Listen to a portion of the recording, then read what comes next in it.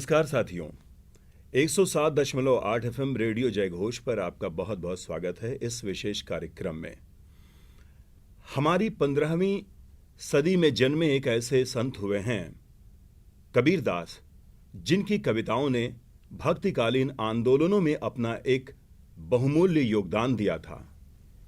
उन्होंने एक ऐसी परंपरा, एक ऐसे धर्म को माना जिसमें सबका हित हो। इसीलिए विभिन्न धर्मों में फैली हुई कुरीतियों का उन्होंने पुरजोर खंडन किया, जबकि वो स्वयं हिंदू धर्म के अनुयायी थे और हिंदू धर्म में उनकी परवरिश हुई थी। काशी के जन्मे उत्तर प्रदेश के हमारे कबीरदास जी का इतना ज़्यादा लोकप्रियता है कि क्या कहने ही। कबीरदास आज समूचे भारत में बहुत ही लोकप्रिय हैं। आज हम आपकी मुलाकात एक ऐसे शख्सियत से कराने जा रहे हैं जिन्होंने कबीर संस्था के साथ जुड़ करके भी काम किया और उन्होंने अपनी भी एक संस्था बनाई है, लोकायन, जिसके वो सचिव हैं। और ये संस्था न सिर्फ उत्तर प्रदेश में, न सिर्फ राजस्थान में, बल्कि निकट भविष्य में मेरे ख्याल से समूचे हिंदुस्तान में अपना कार्य करेगी। आइए इस संस्था के क्या क्या कार्य हैं और इससे जुड़ी हुई प्रमुख बातें क्या हैं, इसके लिए हम अपने कार्यक्रम में आमंत्रित किए हैं श्री गोपाल सिंह चौहान जी को, जो कि राजस्थान से हमारे बीच पधारे हैं। गोपाल जी, आपका बहुत बहुत स्वागत है रेडियो जयघोष के स्टूडियो में। बहुत बहुत शुक्रिया आपका मुझे आमंत्रित करने के लिए।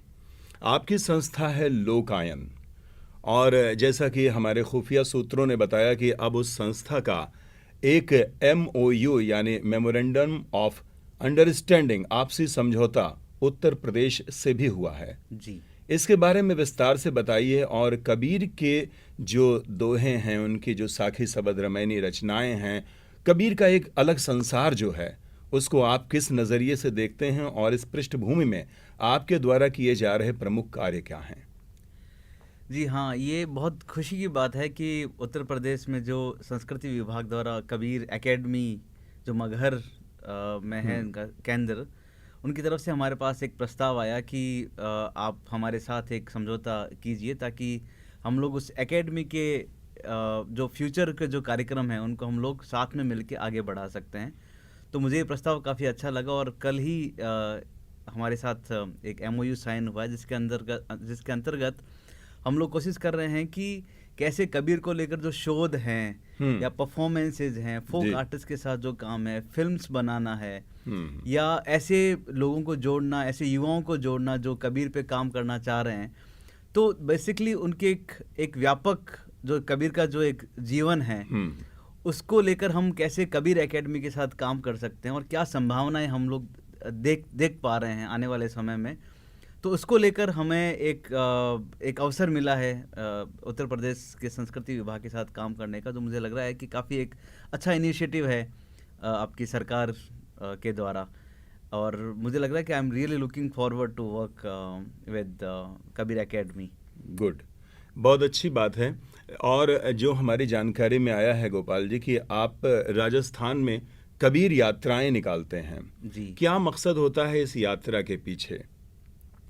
जी, कबीर यात्रा का जो विचार है वो दरअसल 2008-9 में मैं गया था मालवा में कबीर की बहुत बड़ी परंपरा है। वहाँ पे पहलाज सिंह जी, टिपाणिया, कालूराम जी बामणिया, ये सब एक वहाँ पे कबीर यात्रा मालवा में निकालते थे। और मुझे लगा कि जो परंपरा उत्तर प्रदेश में कबीर की है या जो मध्य प्रदेश में परंपरा है, वैसी परंपरा राजस्थान में भी बहुत है। लेकिन ये बहुत ही ऐसे दिखता है कि उत्तर प्रदेश से कैसे मध्य प्रदेश होते हुए कबीर कैसे ट्रैवल कर लिया राजस्थान में। तो वो काफ़ी इंटरेस्टिंग मेरे लिए भी था कि राजस्थान में कबीर क्या है, लोक में कबीर क्या है। तो जब वो देखने गए तो हमको लगा कि कबीर एक श्रुति परंपरा जो ओरल ट्रेडिशन है, उसको इसकी जो नदी है, इसका जो प्रवाह है वो राजस्थान तक पहुंचा है, डेजर्ट में भी, जहाँ पे वैसे कोई नदी नहीं है। लेकिन कबीर की श्रुति परंपरा की जो है वो हमारे राजस्थान तक पहुंची और वहाँ पे गांव-गांव में कबीर गाया जाता है। तो वो हमको आइडिया आया कि हम लोग एक यात्रा राजस्थान में भी करनी चाहिए। और हम ये बोलते हैं कि ये फेस्टिवल नहीं है, ये यात्रा है, क्योंकि फेस्टिवल एक बहुत लिमिटेड एक्सपीरियंस आपके सामने रखता है। ठीक है। और यात्रा में वो एक्सपीरियंस करते हैं आप जो दरअसल फेस्टिवल्स में नहीं होता, जो बहुत ज़्यादा रिग्रेस है, वो बहुत ज़्यादा रस्टिक है। आप गांव में ट्रैवल करते हैं, आपको पता नहीं रहता कि आप किस गांव में जाने वाले हैं, आपको कैसे कहाँ आपको कब खाना मिलेगा, आप रहेंगे कहाँ पे, तो बहुत बेसिक सी सुविधाएं होती है। तो आई ऑलवेज से कि कबीर यात्रा is not a festival, it's a pilgrimage, ये एक तीर्थ है। और आपको वैसे ही लेना पड़ेगा। अगर कबीर के पास आप जाना चाह रहे हो तो आपका कंफर्ट जोन आपको छोड़ना पड़ेगा। आप रहें जैसे गांव में लोग रहते हैं, आप सुने अच्छा। उन गांव में जाके कि गांव में कबीर कहाँ है, बजाय इसके कि आप ऑडिटोरियम में कबीर सुने। हम चाहते हैं कि लोग उसी परंपरा के पास रह के कबीर को जानने और समझने की कोशिश करें। तो 2012 में हमने शुरू किया और आज 10 साल हो गए हमको ये यात्रा करते हुए। 10 साल हो गए। जी। और कोविड में हम लोग नहीं कर पाए ये यात्रा, बट अभी इसकी पॉपुलैरिटी और लोग बहुत जुड़ते हैं हमारी यात्रा में। लगभग 400 लोग आते हैं अक्रॉस इंडिया, और 400 लोग अक्रॉस इंडिया आते हैं। जी। ये सिर्फ लोकल राजस्थान के नहीं होते बल्कि बाहरी लोग पूरे हिंदुस्तान से, साउथ से भी बहुत लोग आते हैं जो कबीर को वैसे तो नहीं पढ़ पाते, लेकिन क्योंकि इस परंपरा की एक खास बात है कि ये इसका म्यूजिक इतना सुंदर है, कबीर को गाने वाले लोग इतने जुड़े, कनेक्ट करते हैं आपको, तो भाषा का कोई रोल नहीं है इसमें। एक हद नहीं, भाषा का रोल तो कबीर के जीवन में और उनकी रचनाओं में भी ऐसे रहा कि उन्होंने तो सबको स्वीकार किया। हर पचमेल की खिचड़ी उनकी भाषा कही जाती है, वो चाहे साखी की बात करें, सबद की बात करें, रामायणी की बात करें, कुछ हरियाणवी से तो कुछ ब्रज से, कुछ अवधी से प्रभावित रहा ही है, कुछ पंजाबी से रहा है।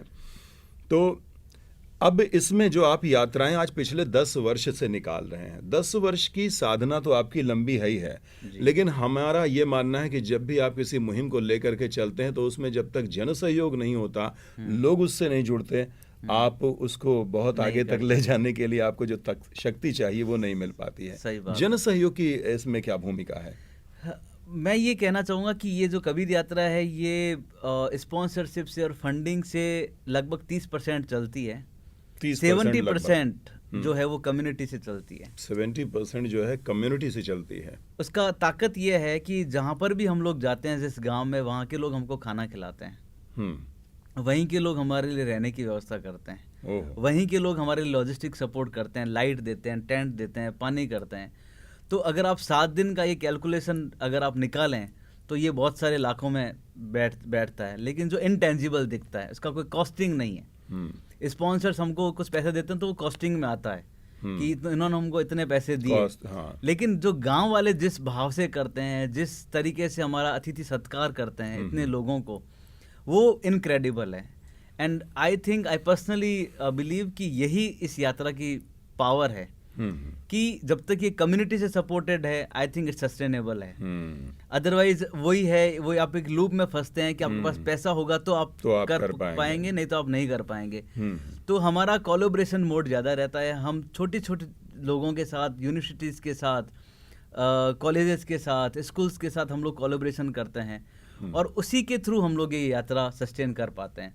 तो विलेज कम्युनिटी, जो सोशल कम्युनिटी है, उनका बहुत बड़ा हिस्सा है इस यात्रा को ऑर्गेनाइज करने में। हम वैसे भी देखते हैं कि हमारा जो ग्रामीण क्षेत्र है और ग्रामीण क्षेत्र के जो निवासी हैं वो इतने उदार हृदयी होते हैं कि आप जैसे आपने कहा कि तन मन धन, इसमें धन के अलावा श्रम और मन से, इन 2 बातों की बड़ी प्रमुखता दिखती है। तभी तो ये सस्टेनेबल बना हुआ है कि आप इसे और आगे तक ले करके जाएं। बिल्कुल बिल्कुल। तो इस यात्रा का उद्देश्य ये है कि कबीर को प्रचारित किया जाए या क्या किया जाए, या लोक कल्याण की कोई भावना इसमें छिपी है? नहीं, ना तो इसमें कबीर के प्रचार प्रसार की भावना है और ना इसमें लोक कल्याण की भावना है जी।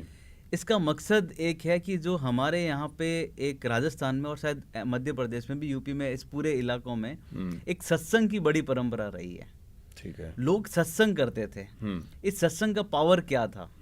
सत्संग में ये होता था कि हमारे यहाँ पे जैसे शाम के समय खाना वाना खा लिया गांव में, तो आप सब लोग आ जाएं, बैठे चौपाल पे और कुछ भजन करते हैं, गीत संगीत करते हैं। ठीक है। तो ये सत्संग में ये नहीं देखा जाता कि कौन बैठ रहा है, कौन कितना महारथी आर्टिस्ट है, कौन कितना अमीर है, गरीब है, दलित है, सवर्ण है। हर कम्युनिटी का आदमी वहाँ पे सत्संग में रहता है, क्योंकि वो एक ही संघ है। वही एक भाव है जो कबीर भाव है। हाँ, वो सत्य वाले संगी है ना, सत्य वाले संगी।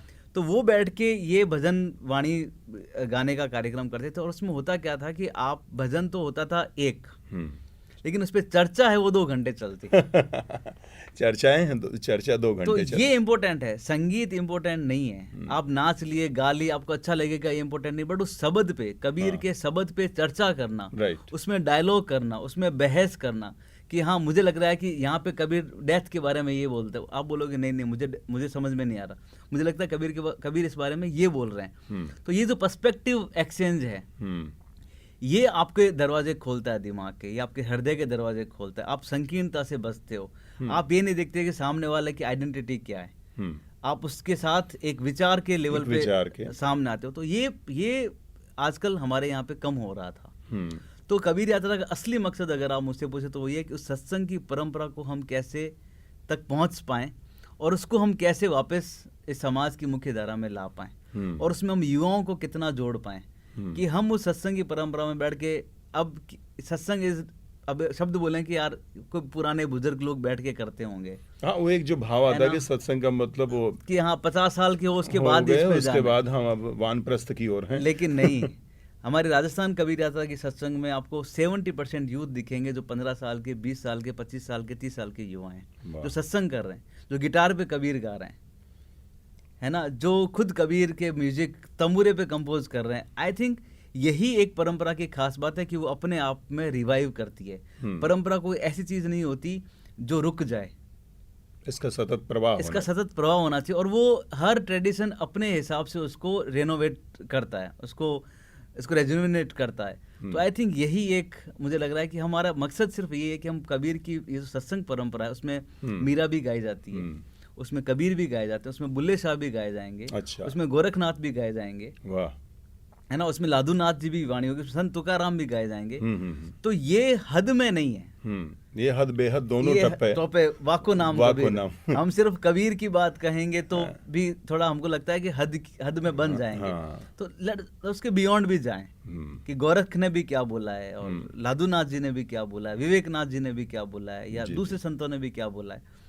तो ये बेसिकली हमारा आइडिया है कि हम उस सत्संग की परंपरा से लोगों को वापस जोड़ें और उनके साथ एक संवाद हमारे बीच में हो। बिल्कुल। दोस्तों, गोपाल सिंह चौहान जी से ये दिलचस्प वार्ता हमारी जारी रहेगी। अभी रुकते हैं एक ब्रेक के लिए। आप जुड़े रहिए रेडियो जय घोष के साथ।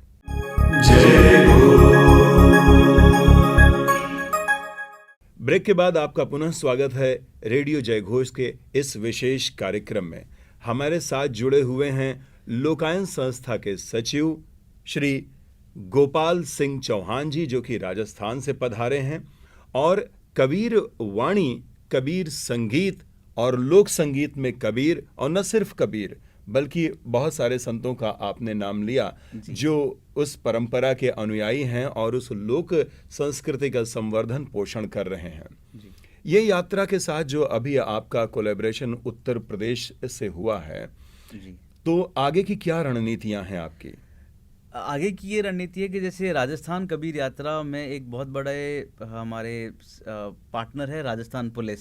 अच्छा। और राजस्थान टूरिज्म भी है, आर्ट एंड कल्चर डिपार्टमेंट भी है। ये पार्टनरशिप कैसा है? मैं यहाँ पर रोकते हुए आपको पूछ रहा हूँ, क्योंकि पुलिस का पार्टनरशिप जो ये पूछा काफी अनयूजुअल सा लगता है भाई। ये लगता है कि आप यात्रा निकाल रहे होंगे तो उन्होंने कहा कि नहीं भाई, एक रास्ता हम आपको दे दें, कॉरिडोर दे दें, आप इत्मीनान से निकाल दें। नहीं, इसमें ये था कि 2016 में जब हम कबीर यात्रा प्लान कर रहे थे तो बीकानेर में एसपी थे डॉक्टर अमनदीप सिंह कपूर, IPS।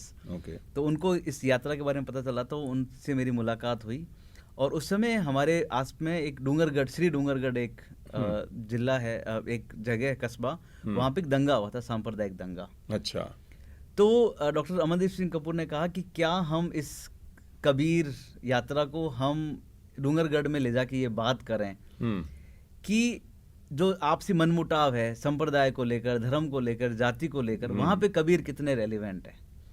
तो कबीर को आप देखो, मानो नहीं मानो, लेकिन आप उनको इग्नोर नहीं कर सकते। इग्नोर तो नहीं कर सकते, है ना। और अगर मैं ये बात बोलूं कि या आप बोल रहे हैं व्यक्तिगत तौर पे कि देखो ये चीज गलत है, ये चीज सही है, तो शायद हम पे कुछ वापस बाउंस बैक हो सकता है। तू कहता कागज की देखी, मैं कहता आंखों की देखी। लेकिन कबीर दास जी अगर बोल रहे हैं तो वो सहज स्वीकार्य है, तो वो एक ऐसा नाम है जो एक्सेप्टेबल है।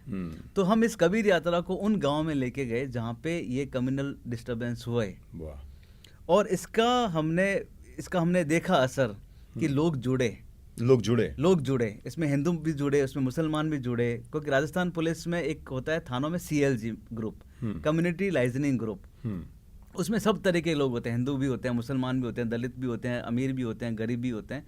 उस गांव का एक तरीके से पूरा एक रिप्रेजेंटेशन होता है। अच्छा। तो वो कबीर यात्रा की लॉजिस्टिक्स देखते हैं। ओके। तो वो सारी व्यवस्थाएं करते हैं हमारे लिए। तो ये एक तरह से आइस ब्रेकिंग था। हाँ, एक उस सामाजिक कम्युनिटी के लिए। सौहार्द की पुनर्स्थापना हाँ, जैसा था, हाँ, जिसमें हाँ। कबीर की भूमिका को स्वीकारते हुए जी, लोग एकजुट हुए। जी। तो यहाँ पे राजस्थान पुलिस हमारे पार्टनर बने, और हम लोग आज भी हर साल यात्रा में ऐसे 3-4 जगह लेके जाते हैं इस यात्रा को, जहाँ पे तो थोड़े कम्युनल सेंसिटिव एरिया हो, तो वहाँ पे कबीर की वाणियों के थ्रू, मीरा की वाणियों के थ्रू, एंड संतों की वाणियों के थ्रू हम कैसे आपसी सौहार्द, क्योंकि कबीर तो देखो एक उससे अलग बात करते हैं, उससे अलग बात धर्म, करते हैं, जाति, बिल्कुल अलग करते हैं। तो हाँ। वो हम चाह रहे हैं कि राजस्थान पुलिस इसको एक तरीके से कि कहीं पे झगड़ा होगा तब पुलिस पहुंचेगी, इससे अच्छा हो कि झगड़ा हो ही ना, उसके लिए क्या किया जा सकता है। तो ये कबीर यात्रा एक तरीके से टूल हमको लगता है कि बन सकता है समाज में तो इस वैल्यू को। ये तो बड़ी सशक्त और सकारात्मक भूमिका हुई। जी जी, बिल्कुल, कि बिल्कुल। इसमें आपका प्रशासन का कितना बड़ा सहयोग हो गया कि सिर्फ एक संत की वाणी से यदि आपसी सौहार्द और प्रेम कायम होता है तो लाठियां भांजने की जरूरत ही नहीं है, अश्रुगोले फेंकने की आवश्यकता ही नहीं है। जी, जी, और जी। शांति से सारा रास्ता मार्ग निकल आता है। जी, बिल्कुल। और शायद ऐसी ताकत सिर्फ